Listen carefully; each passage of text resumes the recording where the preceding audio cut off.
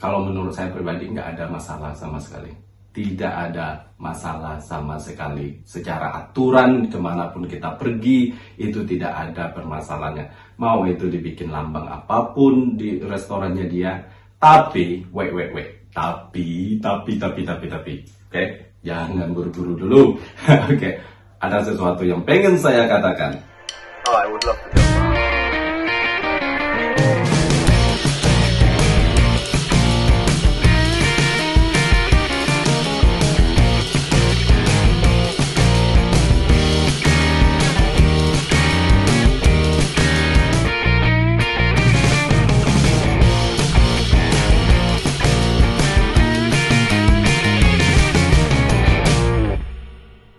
Assalamualaikum warahmatullahi wabarakatuh. Kembali lagi bersama Satria Konde Reaction. Saya sekarang berada di Lampung. Ini belakang rumah saya. Nah, ini banyak sekali request dari para penonton saya yang walaupun saya agak sedikit menghindar untuk mereaksi ini, tapi karena ada hubungannya dari mana saya berasal, yaitu Sumatera Barat dengan bersuku Minangkabau. Dan ini adalah tentang jual rendang babi, yaitu kalau nggak salah rendang Ambo. Saya sudah nonton juga beritanya, di situ dilihat ada rendang Ambo, terus ada rumah adat Padangnya. Jadi intinya rumah masakan Padang nomor 1 non halal di Indonesia. Di situ juga ditulis non halalnya. Begitu. Nah, kenapa saya agak sedikit nggak begitu nyaman sih sebenarnya mau mereaksi ini, karena penonton saya juga banyak yang suka babi, banyak yang non muslim juga.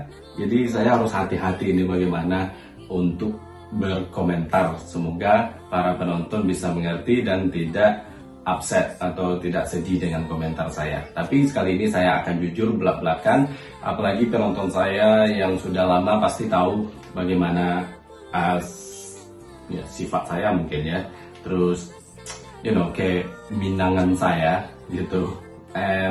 Anyway, saya memilih video dari narasi karena narasi ini saya pikir pemikirannya antara liberal dan Indonesia, jadi tidak memihak gitu ya, jadi ada agak logik lah gitu, jadi tidak bias, tidak menginiin suatu kelompok atau apa-apa. Dia juga buka-bukaan kalau ngomong gitu. So mungkin lebih cenderung ke politik juga selalu ada, tapi ini dia membahas in my sotoy opinion. Right, let's dive in guys. Here we go. Kamu udah tahu ada restoran jual menu rendang babi di daerah Jakarta Utara? Ini bukan review makanan ya, gue mau nyeritain kontroversinya. Restoran Babi Ambo dilaporin sama politisi asal Sumbar Andre Rosiade dan Gus Pardigaus ke polisi yang udah tutup 2 tahun lalu. Katanya ini cemarkan budaya Minang. Loh, emang itu kriminal ya?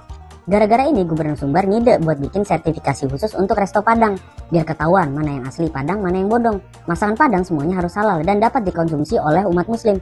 Terus kalau nggak ada sertifikat restoran khas Padang, orang nggak boleh jualan gitu. In my sotoy opinion, kejadian ini kaget budaya aja sih. Kreativitas yang nggak bisa diterima orang umum. Billy Larasati bilang sebenarnya kejadian ini nggak melanggar aturan apapun. Shock culture aja, masakan Padang identik dengan makanan halal dan mayoritas orang Minang adalah muslim. Terus tiba-tiba ada akulturasi budaya jadi makanan non halal. Emang nangkep penjual rendang babi lebih penting dari nangkep pelaku korupsi ya? Fenomena ini sama aja kayak sushi fusion. Sushi dimodif pakai mayones, saus, alpukat, dan lainnya biar diterima lidah orang umum. Tapi apa iya Jepang bikin sertifikat sushi terus ngelarang resto di dunia jualan sushi fusion? Gilbert Simanjuntak sampai ngekritik polisi karena nggak ada pidana dilakuin sama pemilik resto. Dasar hukumnya apa? Kok bisa dipanggil ke polisi? Kan udah jelas resto bilang nggak sediain makanan halal. Beda kasusnya sama tukang bakso yang diam-diam bikin bakso tikus. Ya kalau urusan agama dibawa ke masing-masing orang aja lah. Udah pada dewasa kan? Tahu dong mana yang makanan halal dan makanan haram. Kalau menurut lo masakan Padang harus halal atau enggak? Right. Mungkin ini banyak mewakili pendapat orang-orang di Indonesia kali ya. Tapi bagi saya setuju apa yang dibilang. Cuman kesannya siapa lu siapa gue. Itu kalau menurut saya. Ini cocok banget di dunia internasional pendapat seperti ini. Selama gue nggak nyalain aturan, well, why not, ya kan? Tapi beda Indonesia, saya akan membahas itu. Indonesia beda, makanya itulah Indonesia. Banyak yang bilang kalau orang Minang itu pasti Islam. Yes, saya setuju, memang benar. Itu ada sumpahnya. Sumpah Pati Bukit Marapalem itu mengatakan adat Basandi Sarak, Sarak Basandi Kitabullah. Nah itulah yang dipegang oleh orang Minang, dasar dari adat-adat orang Minang.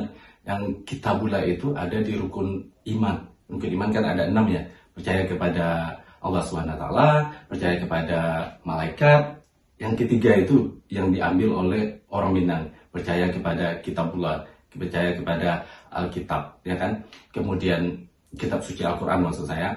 Kemudian percaya kepada Rasul, percaya kepada hari kiamat dan kadar baik, kadar buruk. Nah itulah yang di dasar dari adat Minang. Nah kalau ada orang Minang yang tidak Muslim, mereka itu akan dicabut keminangannya. Mereka tidak diikutsertakan dalam kegiatan adat. Mereka tidak wajib yang melakukan apa yang orang Minang lakukan, dan mereka tidak punya hak apa yang orang Minang lakukan, gitu. Ya, kemudian bagaimana sih berarti orang Minang ini tertutup banget ya, kuat banget ya? Kalau lihat figur orang Minang, kalau saya sendiri sebagai orang Minang itu adalah Buya Hamka. Nah, disitulah kalian bisa lihat Minang dari kepribadian beliau, bisa lihat mungkin 99% orang Minang sesungguhnya gitu. Silakan aja diriset bagaimana kehidupan Buya Hamka dan bagaimana sifat toleransi dan keagamannya dan budaya beliau sebagai orang Minang. Bagaimana sih kalau orang luar nanti datang ke Minang, misalnya yang apakah suku lain, apakah itu agama lain, bermasalah nggak? Berarti mereka nggak akan bisa menjadi orang Minang. No.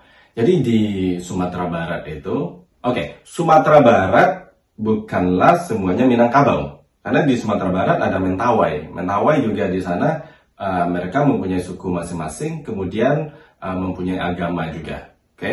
Tapi yang namanya orang Minang, karena Sumatera Barat itu kan di Sumatera Barat, Sumatera Selatan itu kan adalah aturan pembentukan provinsi dari negara Indonesia. Sepengetahuan saya ini semuanya guys, ini semuanya sepengetahuan saya. Tapi kalau Minang bukan hanya di Sumatera Barat. Minang ada di Malaysia, Negeri Sembilan, ada di Jambi, ada di Bengkulu, ada di Riau. Jadi Minang itu area atau etnis atau suku kami gitu. Nah semua orang Minang tersebut ya mereka itu Muslim. Seperti yang saya bilang tadinya. Nah bagaimana dengan orang luar, orang Jawa. Nah di Sumatera Barat itu toleransi sebenarnya sangat tinggi sekali, menjunjung toleransi di Sumatera Barat itu. Di Sumatera Barat ada kampung Cina, ada kampung Jawa kalau nggak salah, terus ada kampung India juga. Jadi di sana mereka juga hidup berdampingan dengan orang Minang atau bercampur dengan orang Minang. Cuman dari segi akidah itu menerapkan ya toleransi, Cuman di segi adat mereka nggak bisa ikut. Cuman ini ada satu istilah di Minangkabau itu malako. Malako itu tuh mendekat. Jadi kalau kita sebagai misalnya orang di luar Minangkabau pengen bergabung di society orang Minangkabau, itu disebut dengan malako. Kalian yang dari Pulau Jawa atau yang bersuku yang dari Cina, dari manapun, kalau pengen jadi orang Minang, itu mendekat ya dengan syarat itu tadi masuk Islam. Tapi kalau tidak pun tidak masalah. Cuman di situ ada perjanjian, maksudnya di komunitas itu bagaimana struktur keagamaan nanti diatur, apakah enggak gitu ya kan. Cuman toleransi karena orang Minang tadi itu adat Basandi Sarak bakat Basandi Kitabullah, otomatis mengikuti ajaran Islam, ya kan, ajaran yang ada di Al-Quran. Al-Quran mengajarkan toleransi, jadi nggak usah takut kalau ke Minangkabau bakal kamu harus masuk Islam. Enggak juga, karena orang Minangkabau itu orang Islam, dan mereka orang Islam dimanapun seharusnya memang harus diwajibkan bertoleransi kepada non-Islam atau non-Muslim. Jadi yang saya sebut dengan malako tadi, kalian bisa ambil suku Minang, banyak sekali teman saya yang keturunan Jawa datang ke kampung saya, dan kebetulan memang sama-sama Islam ya kan, tapi pengen jadi orang Minang ya dia ngambil suku Melayu, dia jadi orang Caniago. Nah keuntungan untuk di Sumatera Barat itu di Minangkabau itu adalah orang yang salah satu terpenting itu adalah Niniak Mama. Jadi musyawarah di Minangkabau itu diputuskan oleh Niniak Mamak kalau secara adat ya. Jadi seperti saya juga Niniak Mamak di kaum saya gitu ya kan. Jadi kitalah yang cowok-cowok itu bikin kesepakatan bermusyawarah. Nah makanya itu penting suku kalau menjadi orang Minang, karena Niniak Mamak ini juga yang akan bertanggung jawab apa yang terjadi dengan kaumnya, apa terjadi dengan sesama sukunya gitu. Jadi banyak sekali orang di luar Minangkabau masuk ke ranah Minang, mereka ngambil suku kemudian mengikuti kebudayaan Minang, dan mereka jadi orang Minang, anak-anaknya semuanya nantinya jadi orang Minangkabau. Jadi nggak susah-susah sih sebenarnya. Anyway, ya itu berdasarkan sepengetahuan saya, oke? Tapi saya yakin orang Minangkabau setuju, karena ini adalah wilayah saya untuk menceritakan ke kalian, karena saya orang Minang, sedikit saya masih ingat. So, dan ya di Minang juga ada gereja, ada penjualan babi, ada di wilayah Pondok kalau di Kota Padang. Jadi tidak ada yang yang ekstrim, yang arus Islam, arus Minang di Sumatera Barat itu enggak. Nah orang Minang itu mempunyai pepatah, di mana bumi dipijak, di situ langit dijunjung. Mungkin kalian banyak yang mikir saya, oh kok kawannya banyak gitu ya kan, orang bule, maaf ya bukan saya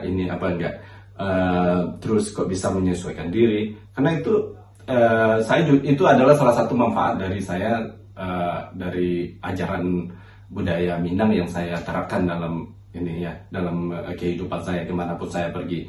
Jadi walaupun orang Minang ini merantau, orang Minang ini kan perantau semua, banyak, mayoritas lah ya, bukan semua, mayoritas banyak kan merantau ya kan, baik itu ke Pulau Jawa sampai ke Papua sampai ke luar negeri seperti saya.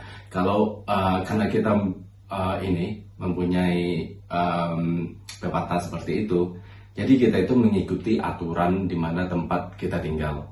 Jadi walaupun saya orang Minang, saya tidak harus meminangkan orang di sini. Jadi saya mengikuti aturan di mana saya tinggal, yang disebut tadi itu dengan malako. Bukan hanya berlaku ke orang luar Minang ke Minang, tapi orang Minang juga menerapkan keluar. Kita juga malako, kita juga akan membangun wilayah tersebut gitu. Ya, kita akan membangun wilayah tersebut bersama dengan orang lokalnya, dengan aturan lokalnya. Now, masalah rendang, right? Saya udah lihat di berita-berita semua.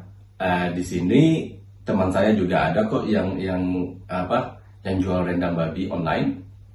Nggak masalah. Ini tidak hanya unsur agama ya. Saya yakin seluruh orang Indonesia tahu masakan Padang adalah masakan halal. Saya yakin itu. Karena masakan Padang udah fenomenalnya udah mungkin puluhan tahun atau ratusan tahun yang lampau, ya kan? Jadi orang-orang yang tidak makan non halal, mereka mencari masakan Padang di mana mereka pergi. Ya, permasalahan di sini dia itu bikin rendang ambo yang artinya saya, berarti rendang gue, ya kan. Terus ada dari informasi-informasi yang saya lihat ya dari berita itu ada rumah makan Padangnya, ada gambar rumah gadangnya. Kalau menurut saya pribadi nggak ada masalah sama sekali. Tidak ada masalah sama sekali. Secara aturan kemanapun kita pergi itu tidak ada permasalahannya. Mau itu dibikin lambang apapun di restorannya dia. Tapi, Tapi. Oke, jangan buru-buru dulu. Oke, ada sesuatu yang pengen saya katakan. Oke, saya itu punya teman sahabat orang Bali, itu sahabat dekat, 2 orang Hindu, dua-duanya itu Mbok Kadek sama Gek Mita. Kemudian orang Cina, keturunan Cina, maksudnya orang Indonesia tapi keturunan Cina di Jakarta. Ada Kak Cita juga. Oke, jadi saya harus hati-hati nih, karena saya berteman dengan multicultural dan multi-religion juga. Di sini kalian tahu sendiri, bule semuanya. Ada yang punya agama, ada yang enggak. Nah, kemudian ada lagi sahabat saya, orang pertama Indonesia yang saya bertemu itu adalah Niken dari Solo, itu Nasrani Katolik. Oke, kemarin itu saya ngantarin rendang ke beliau, senang banget, asli dari Padang, saya bilang kan, kamu harus coba gitu. Jadi hubungan saya antara teman-teman yang berbeda dengan saya, baik itu kepercayaan dan budaya, itu alhamdulillah sampai sekarang sangat-sangat harmonis sekali, karena itu tadi toleransi. Saya tidak akan menyakiti mereka dengan omongan saya atau perilaku saya, atau saya mendapat keuntungan dari yang saya lakukan dengan bikin dia sedih, itu gak akan. Dan mereka juga nggak seperti itu. Seperti ini kan, kalau kita traveling, kamu jangan ke sana, di sana jual babi, kamu jangan makan di sana. Dia bilang gitu ke saya, oke?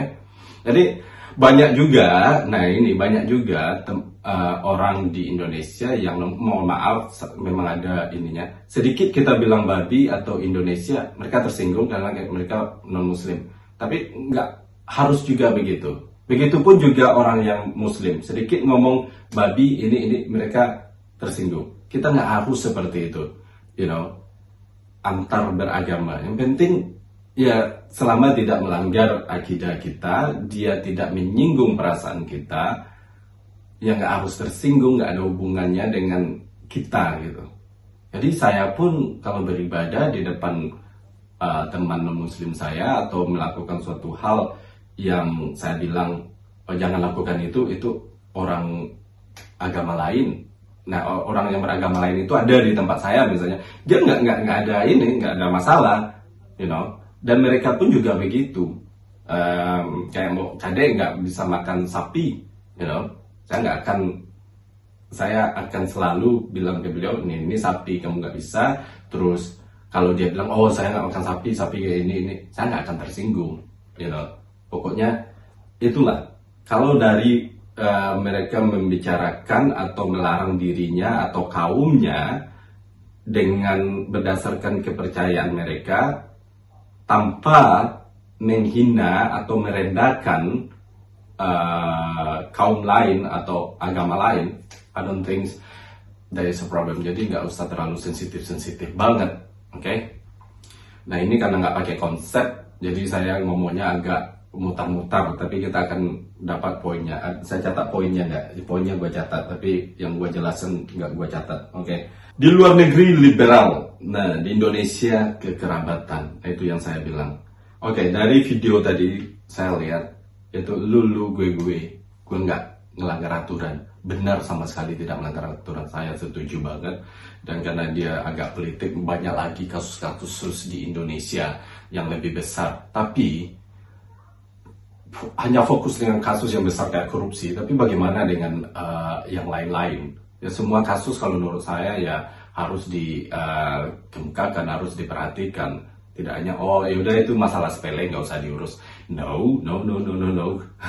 Kalau setahu saya di sini pun orang lagi ngomong COVID, berita itu 15 menit COVID, dulu zaman COVID ya, yang 15 menit ya kasus-kasus yang lain kan masih banyak problema-problema baik itu di masyarakat atau apa yang harus kita bawa juga. Jadi nggak harus fokus yang besar aja, Ya, itu menurut saya sangat-sangat liberal sekali. Semua orang di dunia setuju kalau apa yang lu lakukan selama nggak melanggar aturan itu lu bisa lakuin. Tapi ini Indonesia loh. Nah, yang saya maksud dengan Indonesia itu mempunyai jiwa kekerabatan. Tidak lu gue. Indonesia itu bervariasi sekali, mempunyai adat. Setiap daerah mempunyai adat yang berbeda, mempunyai kepercayaan yang berbeda. Kalau kita menerapkan itu di Indonesia, orang Indonesia itu banyak berbawa keperasaan, termasuk saya. Kita itu memang kebawa perasaan. Kalau udah akrab sama orang, kita itu gimana gitu ya kan, pengen gimana gitu, maksudnya akrab itu udah kayak ngerasa bersaudara, udah kayak emaknya sama emak gua, adik kakak, atau kayak satu rahim dulunya kalau memang udah akrab. Itulah di Indonesia, orang Indonesia yang sebenarnya kan begitu. Ya benar, di sini juga banyak restoran Indonesia yang jual babi, dendang babi. Seperti saya bilang tadi, teman saya juga ada kok di online jual babi gitu kan. Tapi saya nggak tersinggung. Ngapain gue tersinggung di rendang babi? Semua orang-orang di sini berhak punya hak untuk bikin masakannya. Kan masakan ini bumbunya dari sana, dari Amerika, dari Eropa, dari Asia, terserah lah ya. Taunya ada restoran yang bikin masakan Thailand misalnya, yang punya entah orang mana ya kan. Dia nggak tahu adat apa namanya itu kan nggak harus mereka cari, oh prinsipnya ternyata Islam gue nggak bisa gitu kan, oh prinsipnya ternyata Buddha gue nggak bisa ya kan. Tapi itu nggak bisa diterapkan di secara bisnis, secara aturan itu tidak ada, itu tidak berlaku. Saya setuju. Tapi orang Indonesia yang saya tahu bikin restoran di Eropa itu, saya beberapa udah pernah sampai ke Finlandia, saya pergi ke restoran Indonesia juga. Mereka bikin nama Bali, tapi jual rendang, ada rendang babi misalnya kan, atau di London kalau nggak salah Bali. Pokoknya ada lah, saya pernah dulu disebut Bali jual rendang gitu ya kan, bukan Bali Ambo, bukan rendang Ambo, nggak ada. Oke. Sebenarnya nggak masalah juga kalau mereka bikin gitu, karena di luar negeri, alright. Nah, kita bicara ini di kawasan Indonesia, orang Indonesia yang paham dengan Indonesia, yang tahu dengan situasi Indonesianya. Ibaratnya ya kan, kita selalu bilang kita itu bersaudara, right? Ibaratnya kalau yang poin yang saya pengen bilang saat ini adalah ibaratnya Indonesia itu dari Sabang sampai Merauke itu semuanya bersaudara. Nah, jika ada ini orang adik kakak lah ya, serumah misalnya, atau adik kakak lah, orang luar kok bisa jual ini, kok gue nggak bisa, ya kan? Orang luar kan nggak tahu bagaimana keadaan adik lu atau kakak lu, ya kan, Minangkabau ini. Jadi mereka nggak peduli karena mereka nggak tahu orang Minangkabau gimana mau jual pakai babi atau jual rendang anjing kayak, karena mereka nggak tahu. Nah lo ini yang tiap hari yang tahu ya kan tentang budayanya, yang ngerti tentang sejarahnya ya kan, malah rendang kebanggaan Indonesia menjadi masakan nomor 1 terenak berdasarkan salah satu media dunia. Tahun berapa itu saya lupa. Nah itu kan suatu kebanggaan juga ya kan. Tapi lu jual ya seperti rendang babi di Indonesia, melihatkan budaya Minangnya, ada logo rumah gadang dan namanya pun rendang Ambo ya udah tutup, cuman ini pembahasan, right. Nah itu menyakiti hati adik lu atau bikin adik lu sedih, tapi karena keuntungan, karena kepopularitasan, karena viral, karena apalah yang menguntungkan diri lu sendiri. Kalau menurut saya itu dimanapun budaya di Indonesia, etnis manapun di Indonesia, suku manapun, pasti nggak sesuai dengan etika seperti itu. Nah intinya di sini adalah etika, bukan larangan, bukan apa, right? Jadi lu dapat keuntungan tapi adik lu sedih, itu aja sih sebenarnya. Kalau dilanjutkan seperti itu, nanti akan ada polemik budaya di Indonesia, karena terjadinya di Indonesia. Kalau orang luar seperti saya bilang tadi, orang luar kan mereka nggak ngerti tentang budaya Indonesia, alright? Tentang bagaimana perasaan orang Indonesia jika sesuatu hal seperti itu dilakukan, sedih banget, ya itulah intinya. Kalau menurut saya etika dan rasa kekerabatan itu mungkin diperkuat lagi. Karena jangan salah, ini tidak mengadu domba, tidak semua orang non-Minangkabau atau non-Muslim melakukan hal seperti itu. Karena banyak sekali teman-teman saya yang juga bangga